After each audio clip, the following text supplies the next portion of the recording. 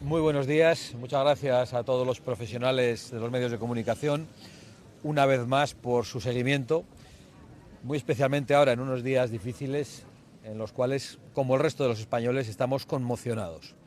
Pero si hay algún sentimiento que hoy supera el de la conmoción, es el de la indignación y el sentimiento de asco, porque vamos rumbo a la tercermundialización de la vida pública española, de nuestras infraestructuras, y porque constatamos que si hay hoy más corrupción que en el Ministerio de Transportes en algún lugar, probablemente será solo en el Palacio de la Moncloa.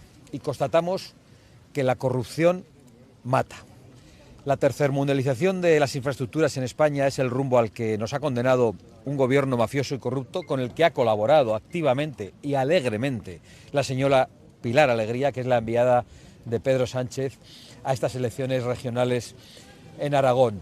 Una tercermundialización que afecta a todo, no solo a las vías férreas, a las carreteras, a escuelas, universidades, a la red eléctrica, como hemos podido comprobar muy recientemente, y también a nuestros servicios públicos, como los servicios hospitalarios, que están totalmente colapsados por algo que ya no es simplemente inmigración, sino que es directamente una invasión, promocionada por aquellos que han dicho que la sanidad que los españoles pagan con los impuestos es una sanidad universal para todo el planeta y que luego lleva a los españoles a padecer listas de espera brutales. Esa es la realidad.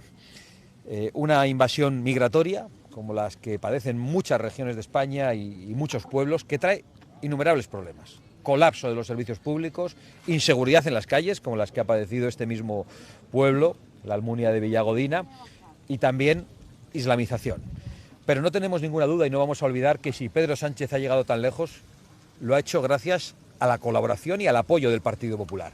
Porque los pactos del Partido Popular y del Partido Socialista, desde Bruselas hasta Ceuta, pasando por los pactos que han tenido en Madrid, son los que han dado aliento y los que han dado cuerda a este gobierno durante mucho tiempo. Les acabamos de ver votar conjuntamente sobre un asunto tan grave como el de Mercosur en el Parlamento Europeo ayer mismo. Mercosur, que es el certificado de defunción del campo español, después del Pacto Verde, que era la amenaza de muerte, y que también habían impulsado durante muchos años el Partido Popular y el Partido Socialista de la mano. Ellos son responsables, desde el búnker de Bruselas, en el que conviven el señor Sánchez y el señor Feijóo, de la desindustrialización de Europa, de la ruina de nuestro campo, del expolio fiscal, de la pérdida de libertades, de la pérdida de soberanía, de la invasión migratoria y de toda la inseguridad y de colapso que trae sobre nuestros servicios. Y estamos aquí para dar una alternativa y para hacerlo todos los días, cumpliendo con nuestra obligación y trabajando. Y no para hacer como otros que se escudan en el luto y en el sufrimiento de la gente para no asumir sus responsabilidades públicas, como estamos comprobando estos días. Muchas gracias por su atención y me pongo a su disposición para contestar a cualquier pregunta. Yo le querría preguntar, por esto último que ha mencionado, ¿qué le parece el pacto entre las distintas formaciones en Aragón para no hacer actos de precampaña? ¿Cómo valora ese silencio? Me parece que es un silencio cómplice con una tragedia que no es una tragedia natural, que es una tragedia que tiene motivaciones, que ha ocurrido por algo. Había alertas de los ingenieros, de los usuarios, alerta de los maquinistas sobre lo que estaba pasando. No se han querido escuchar.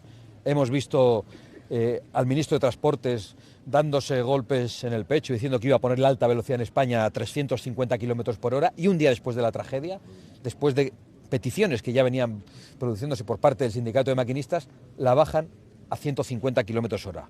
La alta velocidad prácticamente ha desaparecido en la mayor parte de los tramos en España después de esto, y entendemos que alguien tiene que asumir estas responsabilidades, las políticas y las responsabilidades penales, sin ninguna duda, y de hecho nosotros nos hemos personado en los tribunales para presentar querellas en los juzgados que ya están investigando la tragedia.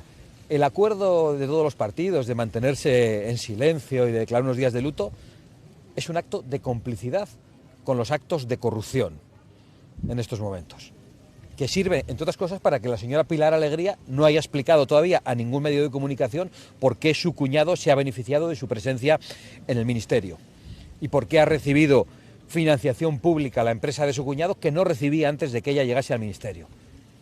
Y se ha escudado en las víctimas, se ha escudado en 43 muertos para decir que estos días no hablan. utilizan el luto, el sufrimiento de la gente para no dar la cara, para no asumir sus responsabilidades. Yo tengo el mismo sentimiento de pena.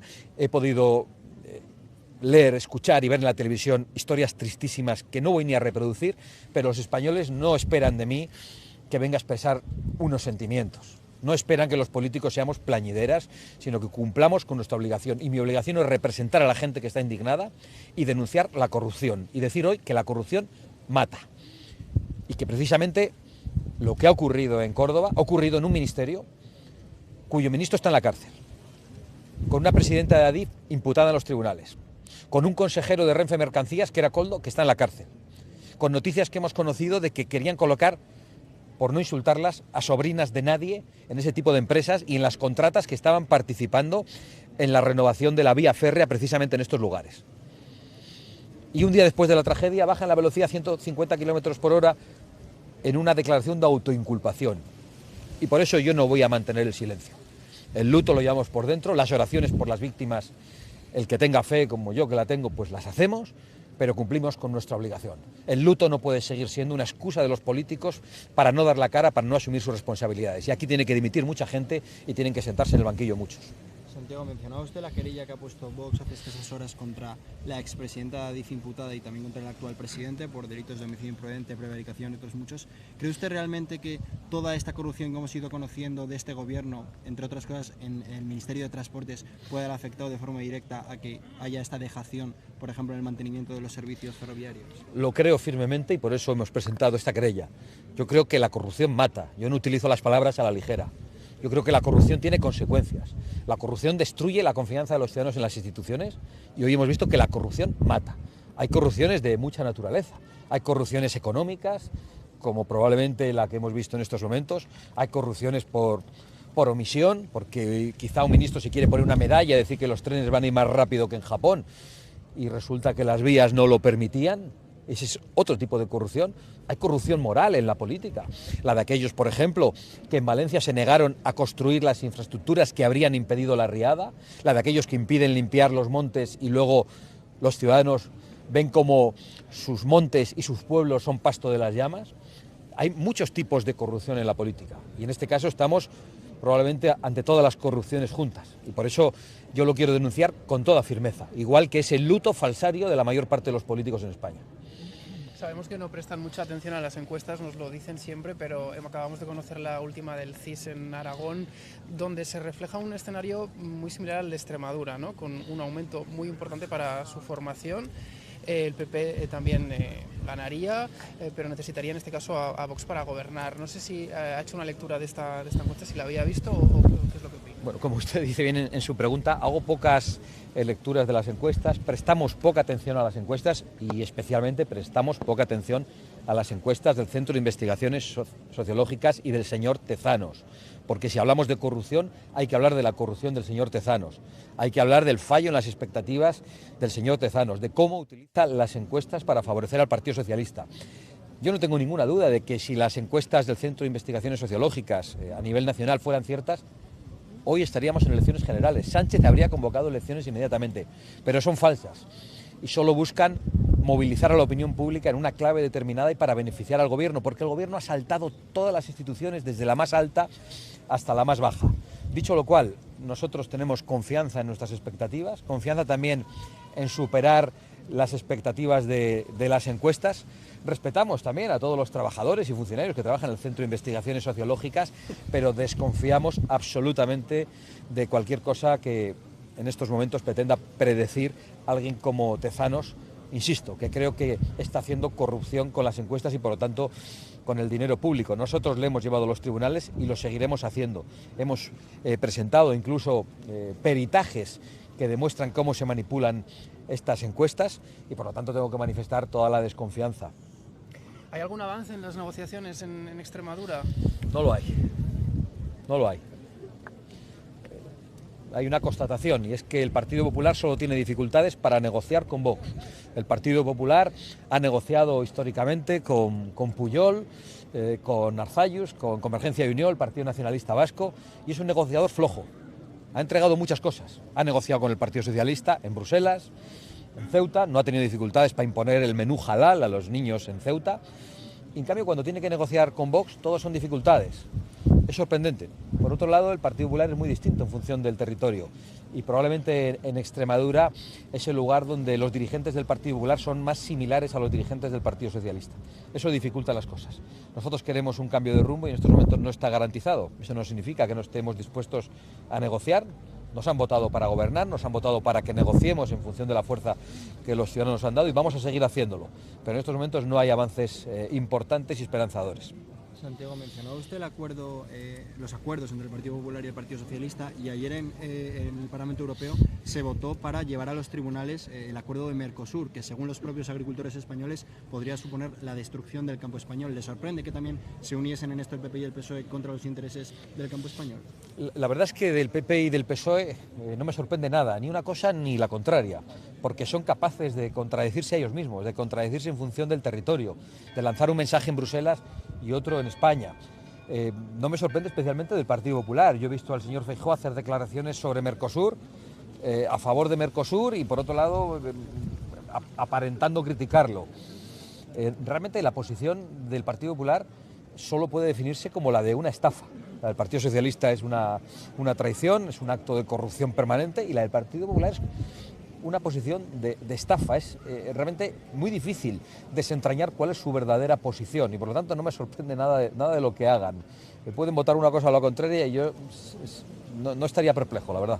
Yo le quisiera preguntar, ayer en Davos Donald Trump habló claramente del despliegue de las energías renovables, de los ventiladores, aerogeneradores en Europa. Aragón es una tierra afectada por ese despliegue. ¿Cuál es su posición al respecto? Mi posición es la de que España, si no fuese por sus políticos, sería un país rico desde un punto de vista energético y los españoles pagarían una factura de la energía barata, porque España es un país que por su orografía, por sus desniveles, puede tener saltos para la producción de energía eléctrica mediante el agua, por su viento puede tener molinos y se pueden colocar en lugares que no estropeen el paisaje, puede tener energía solar porque hay mucho sol y debe colocarse en lugares que no sean tierras productivas, no se pueden arrancar olivos centenarios para plantar huertos solares, y España no debería haber renunciado nunca a la energía nuclear ni a la energía térmica, porque mientras España, y probablemente en esto estamos a la cabeza de Europa, que también se está suicidando, hace todo esto, vemos como China, Estados Unidos, Rusia y la India van por otros lugares. Y podemos aquí dejar de contaminar con energía térmica y podemos creernos todo ese rollo de la descarbonización, que es pura ideología. Pero mientras nosotros tomamos estas medidas que arruinan a las clases medias, otras potencias lo que están haciendo es contaminar mucho más. Y nosotros estamos arruinando a nuestros pueblos. Y por lo tanto yo comparto esa reflexión sobre aquellos que han hecho una política energética basada en la ideología. Y eso es lo que ha hecho Europa durante mucho tiempo. Creo que hay que cambiar el rumbo de la política energética en Europa, del que es culpable el Partido Socialista y el Partido Popular. Lo repito con toda claridad. Ellos han llegado a los grandes acuerdos. El Pacto Verde, ahora con esta doble vuelta de tuerca de Mercosur que arruina el campo. Ellos han llegado a los acuerdos de París, han llegado a los acuerdos migratorios. Ellos son responsables de todo lo que está pasando en Europa y que yo denunciaba. Y además, para sostener esta ruina, contribuyen con el expolio fiscal, que solo va a traer más ruina, menos industria, menos comercio y menos prosperidad para la gente y para las clases medias. Muchas gracias. Muy amables. Muy buenos